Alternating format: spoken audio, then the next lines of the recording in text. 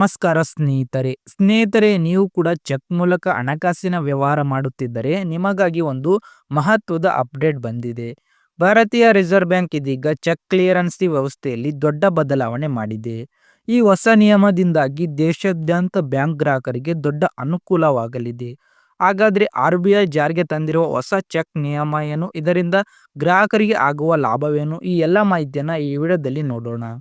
Video ತುಂಬ informative ಆಗಿರುತ್ತದೆ. ದಯವಿಟ್ಟು ಎಲ್ಲೂ ಸ್ಕಿಪ್ ಮಾಡದೆ ನೋಡಿ ಮತ್ತು ಈ ಮಾಹಿತಿಯನ್ನು ಪ್ರತಿಯೊಬ್ಬ ಬ್ಯಾಂಕ್ ಗ್ರಾಹಕರಿಗೆ ಶೇರ್ ಮಾಡಿ.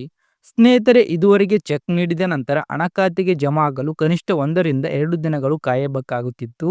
ಆದರೆ ಈಗ RBI ವ್ಯವಸ್ಥೆಯನ್ನು ಸಂಪೂರ್ಣವಾಗಿ ಬದಲಿಸಿದೆ. ಹೊಸ ನಿಯಮದ ಪ್ರಕಾರ ಇನ್ನು ಮುಂದೆ ಚೆಕ್ ಕೇವಲ 7 ಗಂಟೆಯೊಳಗೆ ಕ್ಲಿಯರ್ ಆಗಬೇಕು ಎಂದು ಭಾರತೀಯ ರಿಸರ್ವ್ ಬ್ಯಾಂಕ್ ಎಲ್ಲ ಬ್ಯಾಂಕುಗಳಿಗೆ ಸೂಚನೆ ನೀಡಿದೆ. ಬೆಳಗ್ಗೆ 10 ಗಂಟೆಯಿಂದ ಸಂಜೆ 4 ಗಂಟೆವರೆಗೆ ನಿರಂತರವಾಗಿ ಚೆಕ್ ಕ್ಲಿಯರೆನ್ಸಿ ಪ್ರಕ್ರಿಯೆ ನಡೆಯಬೇಕು. ಅಷ್ಟೇ ಅಲ್ಲ, ಪ್ರತಿಯೊಂದು ಗಂಟೆಗೆ ಹಣದ ಸೆಟಲ್ಮೆಂಟ್ ಮಾಡಬೇಕು ಎಂಬ ನಿಯಮವನ್ನು ಜಾರಿಗೆ ತಂದಿದೆ. ಅಂದರೆ ಇನ್ನು ಮುಂದೆ ಗ್ರಾಹಕರು 48 ಗಂಟೆ ಕಾಯುವ ಅಗತ್ಯವಿಲ್ಲ. ಕೆಲವೇ ಗಂಟೆಗಳಲ್ಲಿ ನಿಮ್ಮ ಚೆಕ್ ಹಣ ಖಾತೆಗೆ ಆಗಲಿದೆ.